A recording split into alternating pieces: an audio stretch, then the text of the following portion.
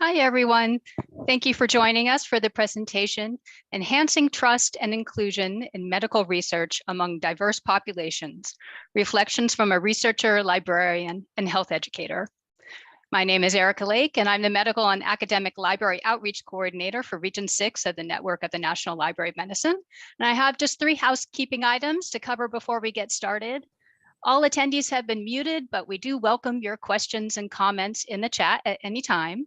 Rebecca Brown from our National Training Office is providing technical assistance, and she'll be keeping an eye on the chat with me, and we'll queue your questions as they're posted and save them for our speakers to address at the end of their presentation. Closed caption has been enabled for this session and is available by clicking on the closed caption icon that you'll find at the bottom of the screen. And this session is being recorded. It'll be made available after the symposium for 30 days on the symposium website, and then transferred to the NNLM YouTube channel for later viewing. So it's my pleasure to introduce our 3 speakers to you, Dr. Aisha Langford, Dorice Viera, and Carolyn Aird. Aisha Langford is Assistant Professor at the NYU Grossman School of Medicine's Department of Population Health.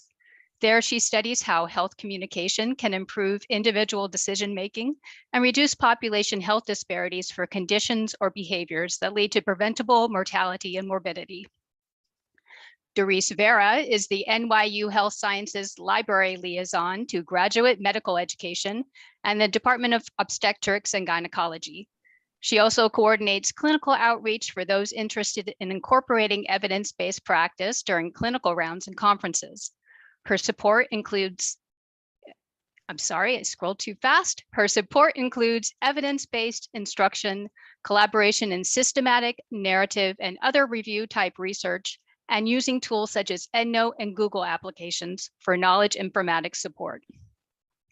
Carolyn Aird is a lay health educator, community advocate, and integrative nutrition health coach. She is also the founder and principal owner of 1,000 Pounds of Kale, LLC. Ms. Aird is passionate about helping people of all ages and cultural backgrounds achieve optimal wellness through proper nutrition, physical activity, and stress reduction. Everyone, please welcome Aisha, Dorice, and Carolyn. All right, well, thank you so much for that kind introduction. I feel famous. So let me just make sure you can see my screen. Everybody see my screen okay? Yes. All right, and I am going to start my little timer to make sure I stay within my time for my slides. So just to start, many of you are familiar with clinical trials, and clinical trials are a common way that we do health research. But it's important to acknowledge that there's diversity in trial types. So there's phase 1 trials, phase 2 trials, phase 3 trials. There's also differences in the focus of the research. So there's some research or clinical trials that focus on vaccine hesitancy, for example. Other types of research will focus on healthy aging. Other types of research may focus on cardiovascular disease or genetics. And then there's also differences or diversity in the target population. So recruiting young families versus recruiting older adults who might have mild cognitive decline versus recruiting women who are pregnant in their first trimester. That can be very different in approach. So I think sometimes we talk about these things as one umbrella thing, but there's lots of considerations to think about. Oops, sorry. All right, next. I wanted to give an example, and now that I am talking to a very diverse group of people, some are librarians, some are researchers, some are folks in the world who are just interested in what we're talking about today. But let's just imagine that your neighbor Linda says, I know you attend these kind of conferences. I am interested in finding information about diabetes management. How would you help her, and where would you send her? What would you advise her to do to find information about diabetes management? So you can think about that, or if you want to put your response in the chat box, that's welcome too, but just keep that in the back of your mind. All right, so one definition of health literacy, and health literacy is very important when we're talking about health research and what people understand about health research and clinical trials. So one definition is personal health literacy is the degree to which individuals have the ability to find, understand, and use information and services to inform health-related decisions and actions for themselves and others. So think about that as we go through this conversation. One resource that I am particularly fond of and use quite a bit, both in my own research and in my helping family members and friends find reliable vetted health information, is medlineplus.gov. And many of you may be familiar with that resource, but if it's new to you, it's a really lovely resource that is provided by the National Library of Medicine. And often when I'm giving presentations to community groups, I talk a lot about evaluating health information on the internet. And so helping people think about when you go into the wild, wild west of Google, right, and things come up, helping people discern that this may be more likely to be reliable than not. So I always have people think about who's behind the website, who's providing content. Can you contact them? Where does the funding come from? If there should be a date on the website, right? So how recently was the information updated? So let's think about something like HIV research, right? So if something is dated, say 1992, a lot has happened in HIV research and treatment from 1992 until now. So you always want to look at a date. I also like people to think about like that last little bucket there, privacy. So does the site ask for your personal information? And if they do, that's okay. But you want to know how that will be used. Will it be shared? Do they have a data sharing agreement on the website? And are you comfortable with how your information may theoretically be shared? So this is a really good resource for everyone to be aware of. Now I want to talk really briefly about a general model of clinical trial participation that I had published in the Journal of Health Communication last year. This is a very complicated slide, so I will not go over every single bullet, but I think the one big takeaway here is that clinical trial characteristics, or how a research team or PI designs a clinical trial, has a lot of implications around whether people want to do the research, if they can actually do the research, and logistics of carrying out the research. And this bucket over here, patient characteristics, it's also really important to understand your target audience, the socio-demographics, language spoken, health literacy, customs and beliefs. Those are all really important factors. And again, I'm not going to go over this whole model, but I think it is important that a lot of these design issues and target audience issues are not thought about enough early on in advance when we're developing the research. Sometimes it's an afterthought when there's an emergency with recruitment, and sometimes it's too late if you're so far down the road and you haven't really thought about these things in a very deep way. Another approach that I would like to put forth. So in that same paper that was published in the Journal of Health Communication, I suggest thinking about the ASK approach to enhancing clinical trial participation. So the A stands for assume that all patients want to know their options. A lot of times, in particular, when people are talking about racial and ethnic minorities, they will say everybody's fearful, it's mistrust, it's Tuskegee, but most people, reasonable people, care about their health. So we should just assume that people will at least want to know the option of a clinical trial if it's available to them. So that should be the default, assuming people want to know all their options. S stands for seek the counsel of stakeholders, which I have a slide next about that. And then know your numbers. I have a slide about that as well to help elucidate what that means. So every time I do this talk and I mention stakeholders, everyone usually has a new group of stakeholders to include. So as you'll see here, stakeholders for clinical research may include the actual researchers themselves, patients, caregivers. Depending on how you choose to reach out to participants, you may need to include your health informatics team. For example, if you're going to go through the patient portal. And one of my wonderful colleagues actually said, you know, health educators is not on that list. You should have added that. So in brackets at the bottom, I've added health educators, and the rest are what was actually published in my paper. But if you all have thoughts about other stakeholders that should be considered, feel free to put that in the chat or bring that up in our discussion section. And then know your numbers has to do with, in a clinical trial, a lot of times we only focus on the absolute number of people who actually enrolled in a trial at the very end. But it's really important to know also the number of people who are potentially eligible to be in your study, or that's what we call pool of participants. So for example, if you need 300 people who are left-handed and wear contact lenses and have lupus, but you've only seen 50 people like that in your health system in the last 2 years, you're going to have a problem meeting your numbers, not because those people don't exist, but because you're not starting from a realistic place. It's also, I'm very interested in how people are invited and what is the response by the different channels. So for example, if we send out invitations through the patient portal, through the medical record versus mailed letters versus phone calls, how do people respond? And is that different by demographics? That can be very helpful. So those are some examples of different types of numbers that you want to keep track of, not just at the end who finally enrolled, because all of these things can inform how you may need to modify your clinical trial, but also in future research, maybe how you may need to expand your different techniques. Now I want to highlight a really interesting paper that was published in March of 2021.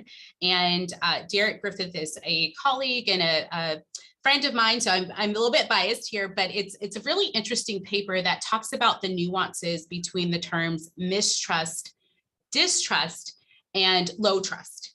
And you're free to read the full paper, but I just want to highlight a few things. So in this paper, when they talk about trust, they talk about trust as largely being thought of as an attitude or cognitive assessment of an individual, right? So their competence to complete, say, a specific task. So maybe your trust in a provider. And one prerequisite in their paper, they say, of trust is that a patient is in a vulnerable position and needs the provider or institution to provide information, a service, or access to resources that they otherwise cannot acquire. Additionally, I put in quotes here that the lack of trust is often framed as something that needs to be changed in individuals who do not trust, rather than something that needs to change in providers or organizations that have not demonstrated that they are trustworthy. So there's been a lot of discussion about that over the years, that if organizations actually behaved better and researchers actually behaved better, then people may be more mistrustful. So kind of changing that lens of not trying to fix something that's broken in patients and people, but maybe trying to enhance our own ways of operating as organizations and healthcare providers and researchers. They talk about distrust as a one cornerstone of distrust is suspicion. And so they say that distrust can be a person's logical response based on skepticism, suspicions, and concerns. And that, quote unquote, distrust is based on the assumption that providers or healthcare entities may not be trustworthy, that they may not have equal access to state-of-the-art care, that quality is variable at best, and that the patient is likely receiving lower quality than the typical standard of care. So that's perceptions of, if you go into a place or see a provider, are you really getting the best, so to speak? And then finally, they characterize mistrust as a general sense of unease or suspicion towards someone or something that is predicated either on the notion that the provider or healthcare entity may not act in the patient's best interest, and they may actively work against the patient. And this is where, when I mentioned before, things like Tuskegee or the case of Henrietta Lacks, that mistrust or medical mistrust may originate from distinct historical experiences linked to group identity, personal experiences, vicarious experiences, or oral histories. Now I just want to maybe highlight for everyone, it's probably obvious, but there's been a lot of talk recently around diversity, equity, and inclusion, but in particular diversity. And diversity is actually a lot of things. If you look up the word diversity in the dictionary, it's essentially a difference. And a lot of times when people are talking about diversity, they really mean ethnicity and race. But diversity, like I said, can be a lot of things. You may need diversity in your research by geographic regions. So urban areas versus rural areas. You may want gender or sex diversity, men and women, and other identities. You may want age diversity, right? So you may want to look at how a particular medication or intervention may affect young adults, middle-aged adults, and older adults, or you may want diversity and ability status. And so it's really important when we're talking about diversity that we try to be as specific as possible, because depending on the type of diversity you want or need, your strategies for reaching those groups may be very different. And now we're going to move into the idea of stakeholder and community engagement, which is really important. And I like this paper that was actually published in June of 2015 in the Journal of Clinical and Translational Science. And it was a study that was done looking at ways to build trust and recruit African-American and Latino community residents for health research. And this was done in the Los Angeles area. And they basically say in that paper that although African-American and Latino communities are often described as difficult to engage in research, we found high levels of research participation and completion when recruitment strategies emerge from the community itself. This suggests recruitment strategies based on CPPR, or community partnered participatory research principles, represent an important opportunity for addressing health disparities, and our high rates of research completion should provide optimism and a roadmap for next steps, which I really liked the positive spin on this. And this chart here basically is a representation of some of the recruitment strategies that came about working with their community partners that the community partners identify may be particularly helpful with regard to recruitment. And so here a lower number is better, but these were their top recommended strategies. So you can see, for example, word of mouth, they perceived as being very helpful. Flyers, newsletters, but also working with referrals by community agencies and presenting, say, for example, at community meetings. So just keeping that in the back of your mind. And then finally, I wanted to have an example for all of us to think about and maybe comment on in the Q&A section. So let's just assume that you come across this phase 1 clinical trial exploring mild cognitive impairment or mild dementia due to Alzheimer's disease. And the experimental group is going to get 1 to 3 doses of the experimental drug by IV infusion, and the placebo group or control group will get 1 to 3 doses of a placebo by IV infusion. It's a pharmaceutical company in partnership with the NIH Institute on Aging. And if someone came to you, like sometimes they come to me or our community partners and said, hey, we need your help with recruitment. What should we do? So think about what would you suggest in terms of getting the word out and getting potential interested participants. So you can put what you would do in the chat box or just jot it down as we do our Q&A towards the end. And now I would like, okay, great. I was just 20 seconds over my time slot. So I've stopped my little stopwatch here.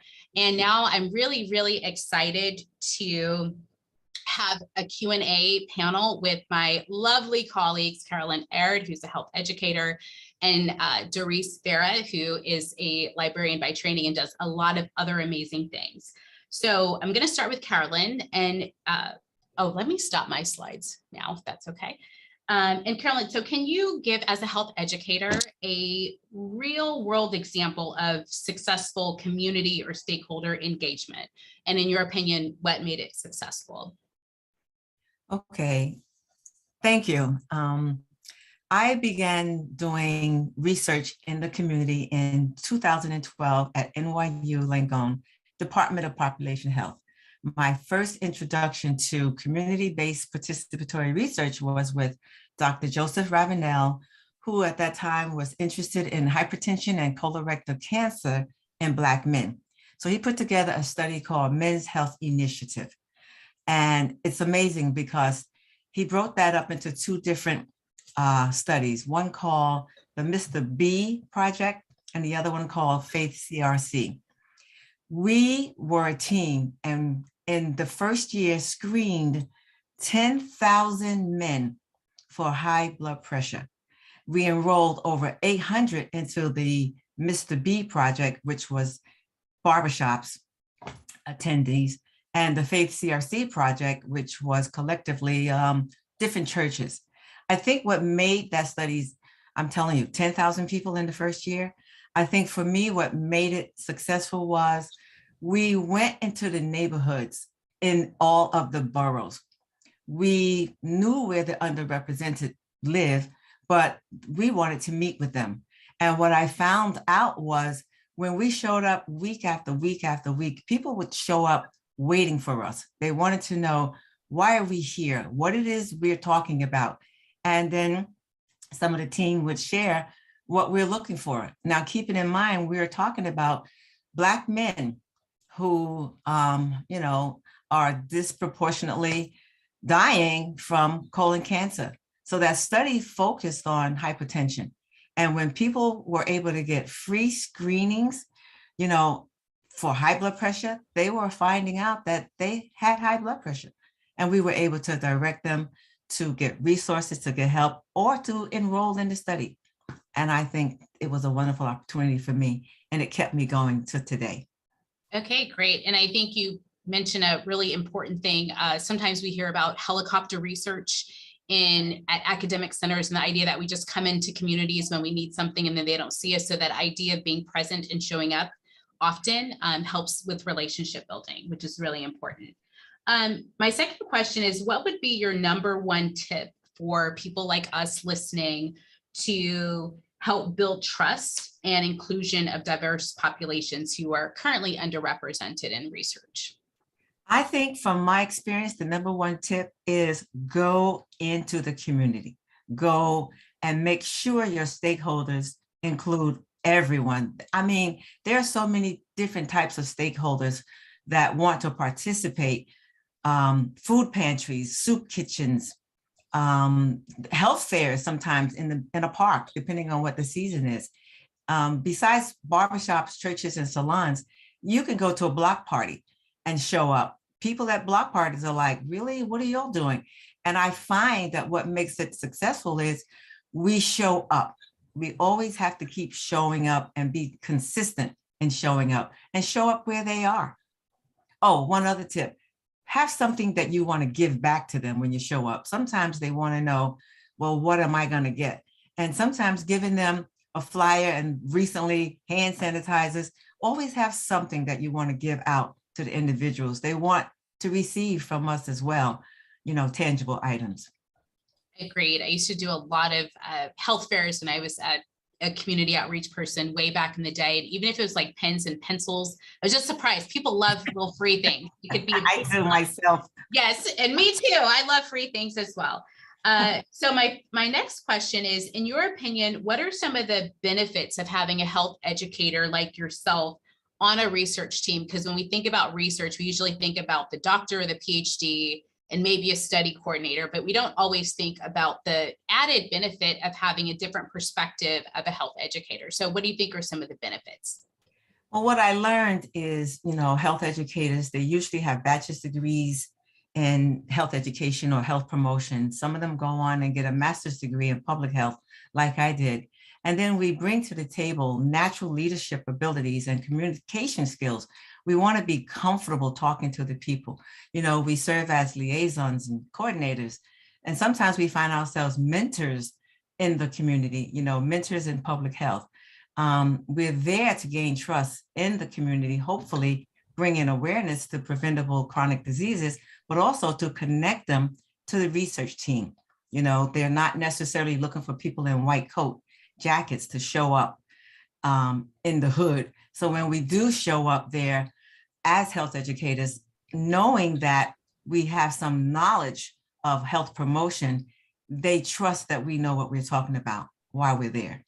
Mm-hmm.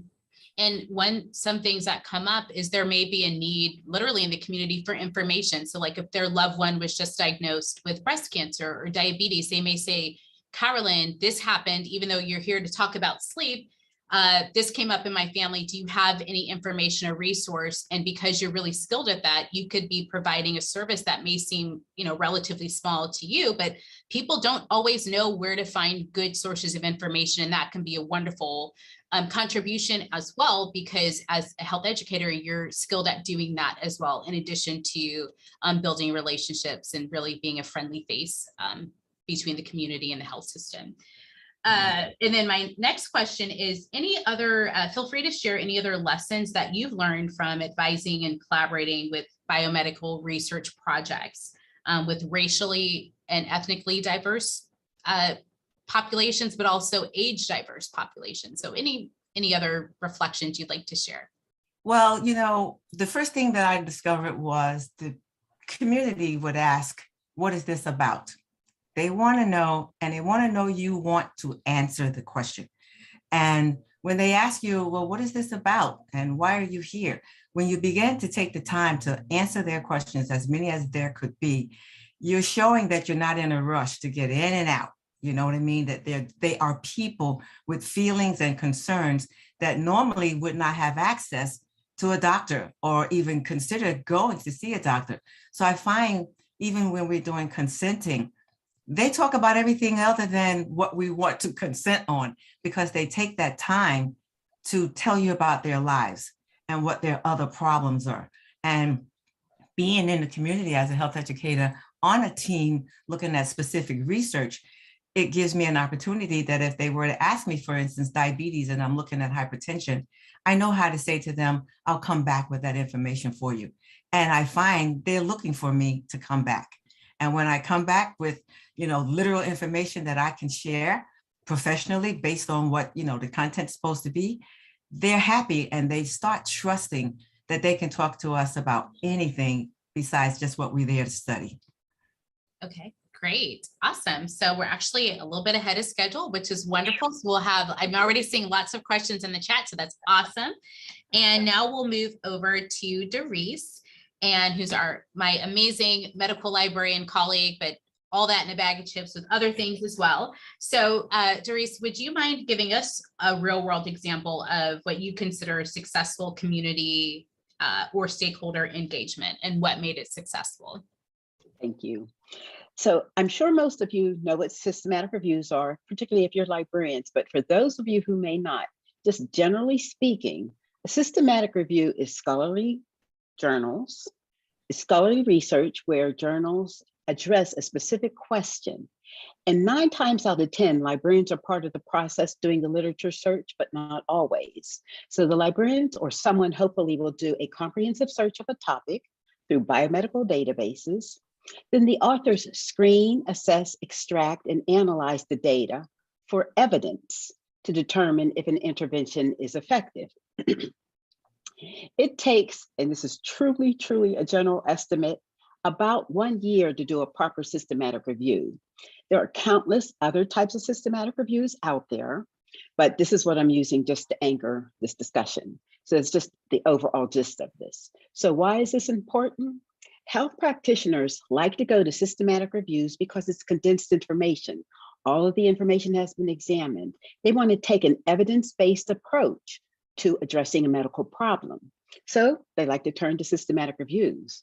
The problem is there are these many systematic reviews out there that have been poorly conducted. And this is why this panel discussion is so important. We're talking about clinical trials. So poorly conducted research for a variety of reasons. But I'm currently focusing on a systematic review with a member in psychiatry, faculty member in psychiatry. And we're doing a systematic review on Alzheimer's. And that's why I was so glad that Aisha was talking about Alzheimer's. So this is our evidence-based question, or it's also called a PICO question. I'm going to read it directly.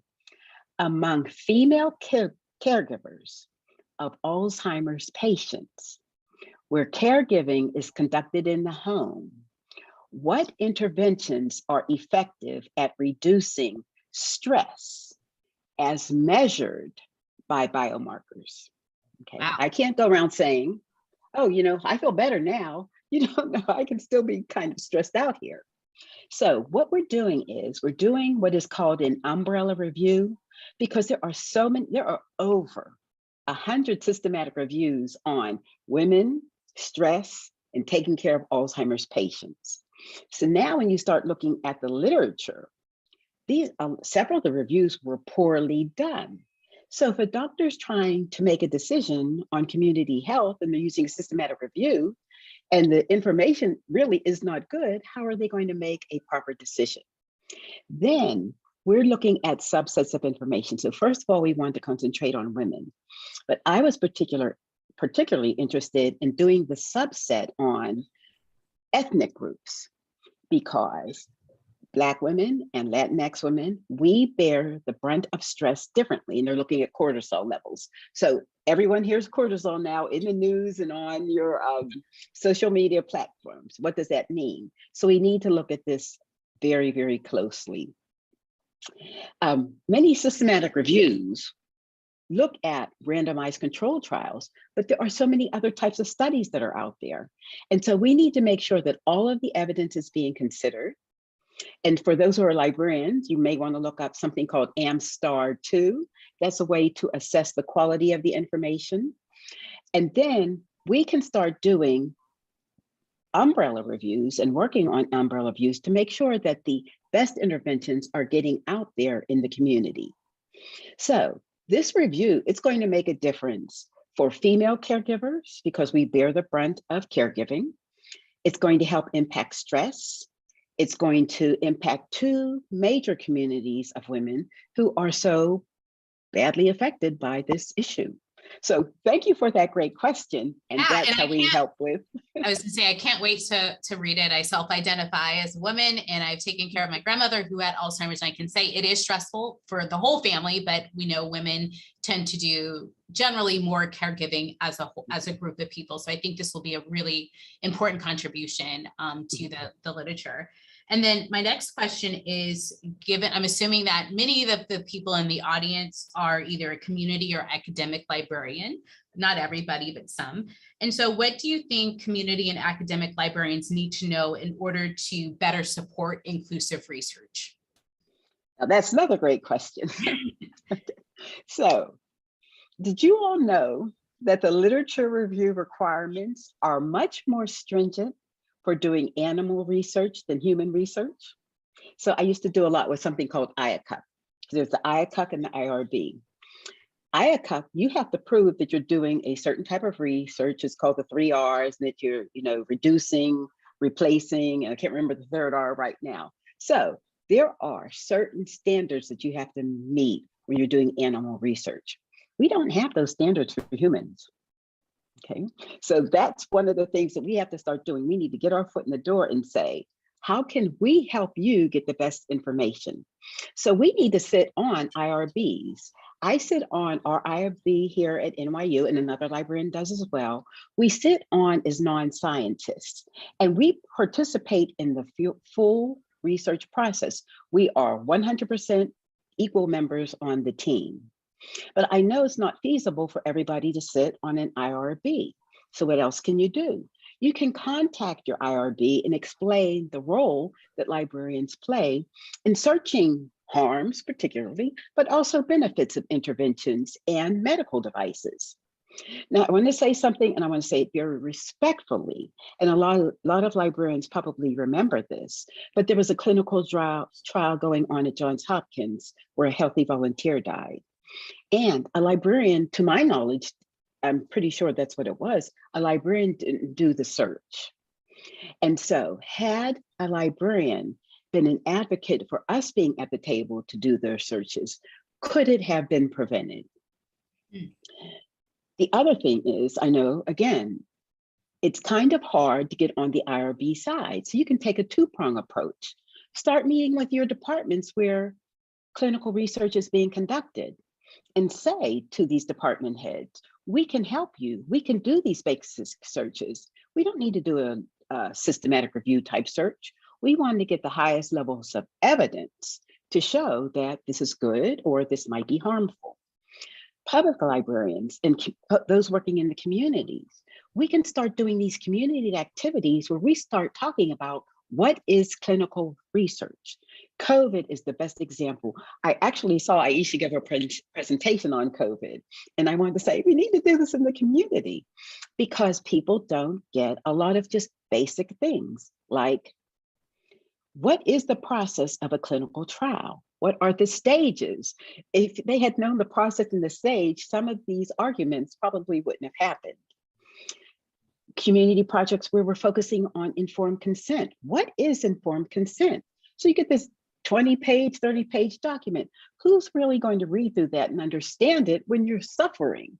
You know, so have a community project. Let's go through an informed consent. Understanding, why do some people get paid to participate in a project and others do not? Okay, so you need to understand, are you getting the medication free? Will you get the medication? What is a placebo-controlled trial? Another thing, going to Medline Plus. Aisha knows I love her because when I first met her, she showed Medline Plus, and it's like any researcher who shows Medline Plus is key in my book. So, just so you all know, she's an honorary librarian. You know, and again, we say this all the time. Librarians particularly know that people will jump on the internet, get anything, and not understand what it means. And I saw someone put in the chat about the honor code. You know, you need to make sure that the information that you're getting. So we have a limited time here, and I could talk for days, but there is so much we can do both on an academic level and community level to get people to start understanding this. Thank you. That's great. And I'd love to be an honorary librarian. And actually my second job out of college, I was actually a literacy specialist teaching adults who are reading at an 8th grade reading level or below how to read as part of San Mateo County Library System. So I literally worked for a library for several years. So librarians are awesome. So you actually kind of already answered my third question, was about what were some of the benefits of having a medical librarian, and how can they better include or support inclusive research. So I'm going to go to my next question. Any other lessons learned? I mean, you've been, I don't want to say you've been around for a long time, but you've seen a lot of things. You've had a very decorated, expansive career. So are there any other lessons learned that you want to share from your experience collaborating on different research projects? Mm-hmm. Yes, but I do want to go back to the other one because I did have some special things yes, that I want to add to that. Yes. It's not a worry, not a worry. It's just that, and I told you this story, I know that I've made a significant difference sitting on the IRB because a question had come up about smoking cessation. And I went in and did not a systematic review search, but a basic search that librarians are trained to do, and found that this drug causes suicide ideation. And I was comfortable sitting at the table saying, look, this is not listed anywhere in the consent form. And so I think that's very important. And then the other issue with being on the IRB was they were consolidating all the male and female information together. Like, you know, you need to make sure you don't get pregnant within so many days. I said, no, you have to separate that. You can't expect the male to read through all of this and say, what does this mean? And the female to say, whatever. The female may not be participating in the trial. The male has to let the female know that I'm participating in the trial. This may affect you if you get pregnant. So made very significant changes. But on the for the last question, lessons I've learned, we really have to be proactive about asserting our invaluable role as librarians. You know, librarians, as they typically are shy. Clearly I'm not. But we have to really assert ourselves better. We do have a role in reaching out to the community. Health literacy is so important and such a significant part of research. That's why in your early slides, when you were showing the piece about individuals, so very important. And all I want to say is, like Shirley Chisholm said, if they don't give you a seat at the table, bring a folding chair. We need to be at that table. Yes. Thank you. That's great. And you guys are so fabulous that we actually have more time for audience Q&A. So I was looking at some of the questions. So if maybe if Erica can help me, but I did see a question earlier on about explaining helicopter research. And so there are many good papers out there, and I'm happy to send you, but it's the idea of, you know, how a helicopter kind of swoops in and out. And this idea sometimes when people say helicopter research is that if you're at say, an academic medical center like I am, but you could be a helicopter researcher in other situations. But the idea that you really only show up in the community when you need something. So say you're a big organization and the organization doesn't have good community engagement, they're not really seen. They're perceived as taking, and only showing up when they need a bunch of research participants for something. And then they're like, hey, can we go speak in the pulpit at church, or can we go talk to your community center? And it's perceived as taking and only showing up when you need something. Versus, I think I mentioned earlier, I used to direct a community outreach program when I was at the University of Michigan. And as part of my job as the manager of community outreach, we would do educational sessions throughout the year. We would work with churches and community centers. And sometimes we would have a research project, but it was really a service to the community to build relationships. And because we weren't just showing up, once every 5 years, we were doing regular programming that people found beneficial. And because we were being a resource, so if people needed health information, we were a trusted partner there, that when we did have research projects, it was a little bit easier because I could call up, for example, when I did my dissertation, I worked with 16 African-American churches in Detroit and Ann Arbor and Flint, Michigan, in part because we weren't brand new. I had already been in the community for 3 or 4 years, providing this service and building these relationships. So that's the idea. You just, it's kind of like the cousin that shows up just for like Christmas dinner, but never shows up for anything. You just don't want to be that person or that group that only shows up when you need, or only wants to be, or only is perceived as taking. So that's the general idea of helicopter research, if that's helpful. And let's see, I know that there were a lot of questions, so I'm going to try to, Erica, did you want to, I don't know if you could help out? Yeah, we did have one, Aisha, from Tina, and this was in regards to getting people the resources after being screened as having high blood pressure.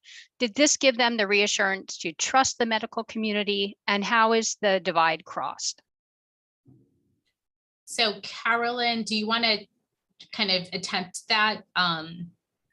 I can answer the first part. I don't know much about how the divide is crossed for the second part, but definitely screening for high blood pressure and being in a conversation with an individual privately that had no idea that they had high blood pressure.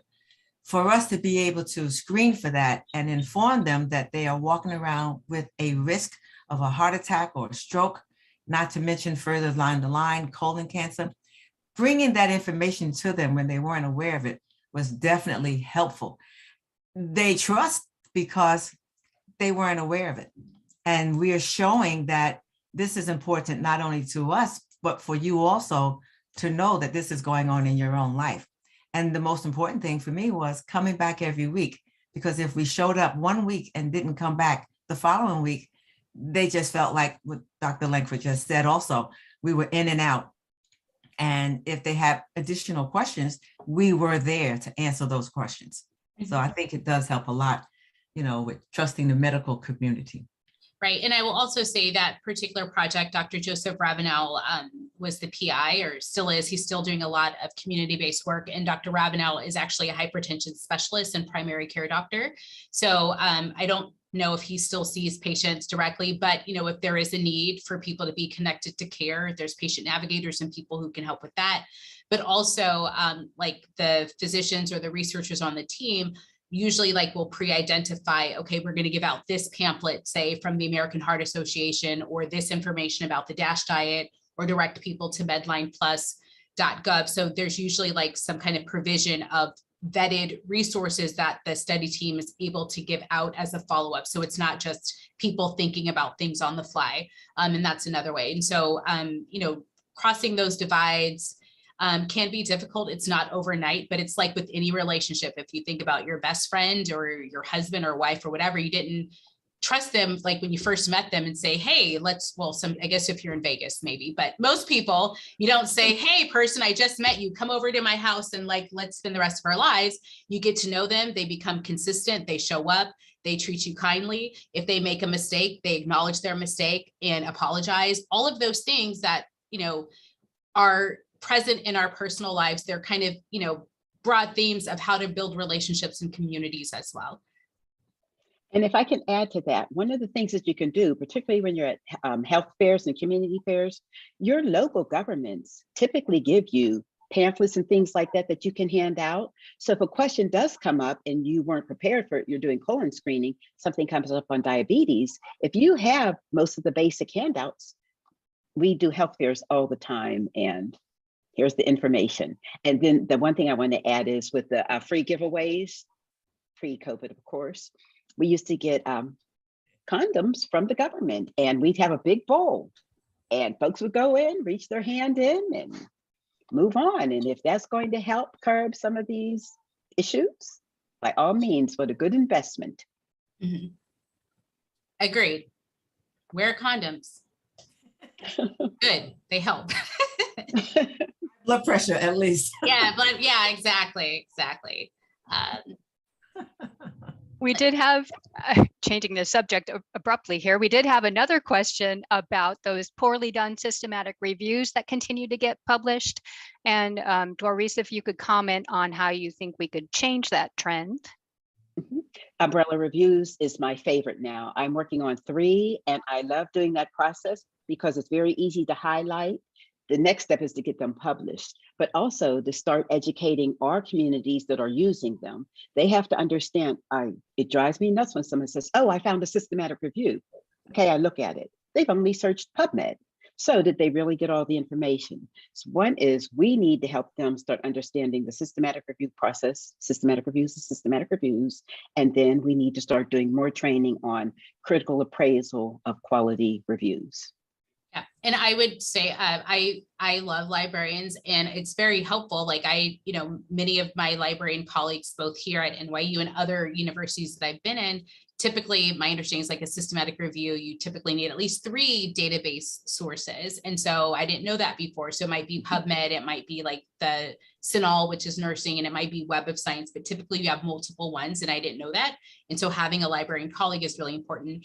And I am someone who actually is an associate editor for 2 academic journals. So I have actually invited medical librarians when there is a systematic review submitted for publication or consideration for publication. I think it's important for editors to also know that beautiful role that academic librarians may play, but I don't think they always get invited to be reviewers. And so it's really kind of all of us learning together, both as consumers of information, but also editors and other folks doing research, what these things should entail and what a good systematic review could look like and what the differences are of the different types of reviews, because there's really good papers about that. There's narrative reviews, there's systematic reviews, there's meta-analyses, and I don't think people always think about what the differences are. And not that you ever want to be sloppy, but the requirements and the rigor for each of those different ones may change drastically, like say, for example, between a scoping review and a systematic review or meta-analysis. So love librarians. And one thing, yeah, I want to add to that, and this is the thing that is giving me the gray hair that you all see, it's the peer reviewers. We have got to figure out a way to work with publishers and getting their peer reviewers to understand what a systematic review is. So I teach 2 courses in this, and I'm going to use the examples directly from the peer reviewers. So they ask, so what was your hypothesis? This is a systematic review. There is no hypothesis. We are looking at a certain question. So I sent them the whole piece on PICO, but it's just continually going through the steps of what you need to do a systematic review, high quality. And once these 2 papers are published, I am going to bite the bullet and I'm going to send them the AMSTAR 2 article. It's AMSTAR 2, because that's what they need to understand when they're peer reviewing someone's systematic review. Did they do A, B, C, D? It's like, I don't know, 19 categories.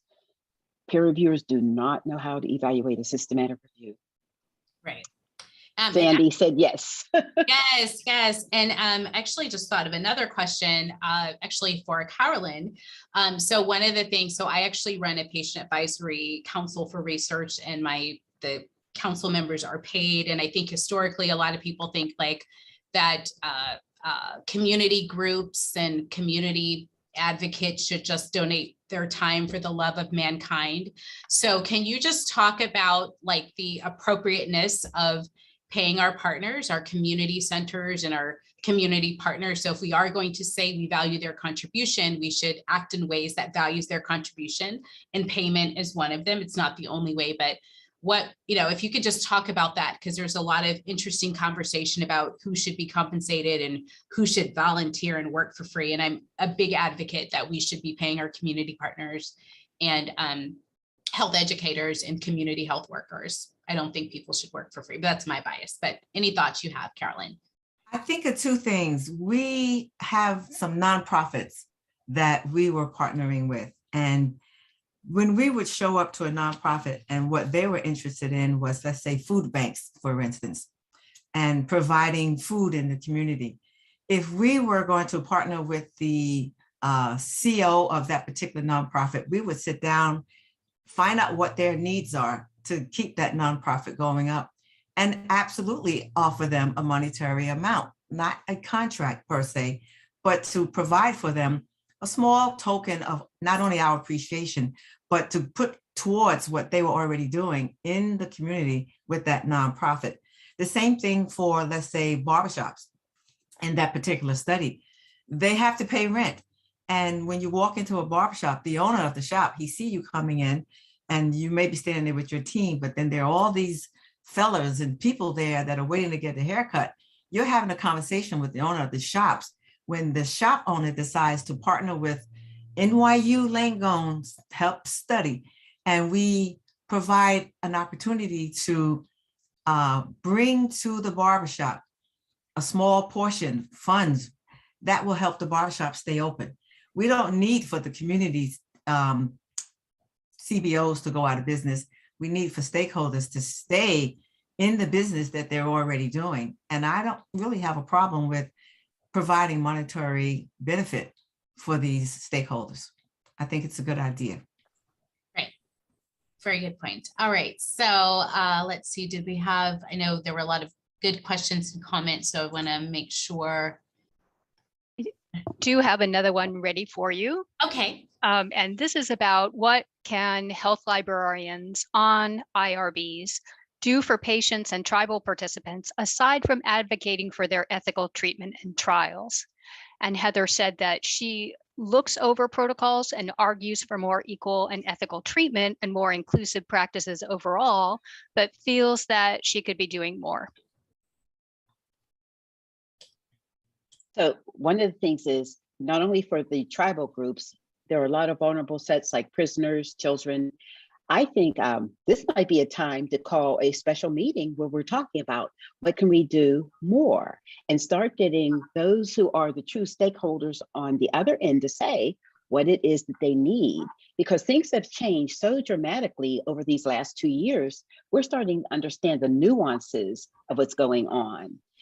Can a woman speak up? I don't know the tribal community. I'm in New York and the research is not at that level, but can the women feel comfortable speaking up, or within the tribe is the man the dominant person? So are there things that we can do to help the woman to be in the trial or to understand what's going on with health research? So I just think that was a great question, because we need to have the conversation on a much higher level. Mm-hmm. And I think that's another reason why this term, cultural competency, Mm-hmm. and also really understanding, one, having stakeholders and engagement, but depending on the culture of the group and region of the country that you're in, or region of the world that you're in, what that engagement looks like could be very different. So I was going to say, really trying to understand what, again, engagement best looks like. That might be having like a community council. It may having some community representatives. It may mean partnering with the medical librarian who can say, okay, I need to understand some cultural practices around doing research with X, Y, and Z group. And it may not be perfect because it's published in academic journals and there's some biases there, but that might at least give you a signal of, if you can't, in advance, go to, I don't know, a community, say in South Africa or Brazil or Canada or wherever you are, Appalachia, you can at least potentially get some signals of common practices by working with the librarian or other professionals that do a lot of work with diverse groups, to kind of give you an idea of a better starting point and ways to be inclusive and respectful, but also acknowledging the customs and not being offensive because you're treating, you know, this group, say in Indonesia, the same as you would, you know, a bunch of, you know, very involved, you know, women in New York City. That's maybe a very different group. Maybe they're similar, maybe not, but we can't just assume that our approaches are going to be exactly the same in every place, in every context. And if the person who asked that question, if you could email me directly, I know my information is in the bio, because I really, really want to follow up on that. That was such a great question. Okay, I think we have time for the one last question that came in the queue, and that's, how do you sort out good researchers versus bad researchers that you want to work with so that you're not violating the community's trust with bad research? Ooh, okay, so I'll take a stab. Okay, so I feel like I ask myself that question all the time, and I am a researcher because I get approached like many other people to collaborate on things all the time. And so some of the things that I do, which may be different than what like a layperson would do, is like, one, I kind of look up their, you know, CV. I read about their bios. If I can, if other people know them, I might say, hey, have you ever worked with this person? I always like to have a conversation. It might be, now we're in virtual land, but if we're at a conference, sometimes we might have a conversation, and it's not perfect, but sometimes you kind of get a sense of how people work with having a few conversations. You want to be able to see, how do people respond to your questions and concerns, right? It's just like real life and family and friends. If someone's really interested in earnest in building a collaboration, one, they're going to, they should be able to answer your questions or at least follow up. And if it's going to be a partnership, and partnerships can look like different ways, but they should at least honor the things that are important to you and show some signal that they care about the things that can kind of help this new relationship grow. And then I would also say, I would never enter into a big project without having some interaction with that person. So you might want to think, like in my context, I might say, oh, maybe we'll work on a conference abstract together, or maybe we'll work on a paper, or maybe we might do, I don't know, an invited talk or something. So I have some kind of, even though it's not perfect, because people can, sometimes things go wild down the road that you can't always anticipate, but I think it is good to have some type of interaction so you get a signal of how people work before you say, okay, I'll be a collaborator on this 5-year project where I have to like be dealing with you, 30% of my year for a long term. So I think you don't want to go from that to that, but maybe, again, having some conversations, maybe working on a very small project or a publication or an abstract. Those are ways to kind of get a sense of how people work, and maybe feel a little bit better about it. Yeah, go ahead. I like to add, I don't get an opportunity to decide what's going to be a good research or not, but coming from the community perspective, especially as a health educator, when a new study comes out and someone asks me, a PI asks me to look at it, I tend to look at the protocol and how intrusive is that study for the participant in the community. I mean, because we do have studies where people are asked to give urine, to give blood, to get brain scans. Sometimes it depends on what we're going to be asking the participant to give up of themselves. And it's difficult because I know with researchers, they need all of that information. But sometimes as a lay health educator, a lay person in the community, I use myself as a barometer. If it's asking too much, I generally say, I don't think that's going to be something the average community participant will jump in on. And I like having that opportunity to voice my opinion before it's launched. Yes, and that's why it's really important to have key stakeholders give feedback and a gut check at the very beginning, so you don't get way down the road and say, oh my goodness, we have a problem here. And now that, since we're talking about research, you can make modifications, right, to a protocol if you're already down the road. And if we find out like, okay, we have this great study project, but nobody wants to do it, you may need to make modifications. And that is an option many times you can go back to the IRB and make a modification. Ideally you want to have something that's palatable to the target population at the beginning, so you don't have to be making tons of changes, but that is an option. And so I think it's important when you're kind of vetting research partnerships to see how open are they to feedback and making modifications early on, but also throughout, because, that's just how life is and how research is. Sometimes you have to make some changes to be more amenable to what you're trying to do. And I think only have 1 minute left. So I don't know if Erica has closing remarks, but this has been absolutely wonderful. I think all of our emails are in our bios. And if they're not, you can just Google us, or you can Google me, and I know how to get connected with Dorice and Carolyn, but it's been wonderful. And I really appreciate this opportunity to share with you today. Well, thank you all so much. That was a wonderful conversation, fantastic presentation, and there have been lots of great comments in the chat box. We really appreciate you taking your time to share your knowledge and experience with us. Everybody, regarding CE and evaluation of the program, tomorrow at the end of the symposium, you'll see a tab added to the conference platform that's labeled evaluation. Clicking on that will take you to a REDCap evaluation page. And after you've completed the evaluation, you'll see steps you can take to earn your 10 MLA CE credits. Thank you, everyone, to our presenters and attendees, and we hope you enjoy the rest of the symposium. You too. Thank you. Bye. Bye.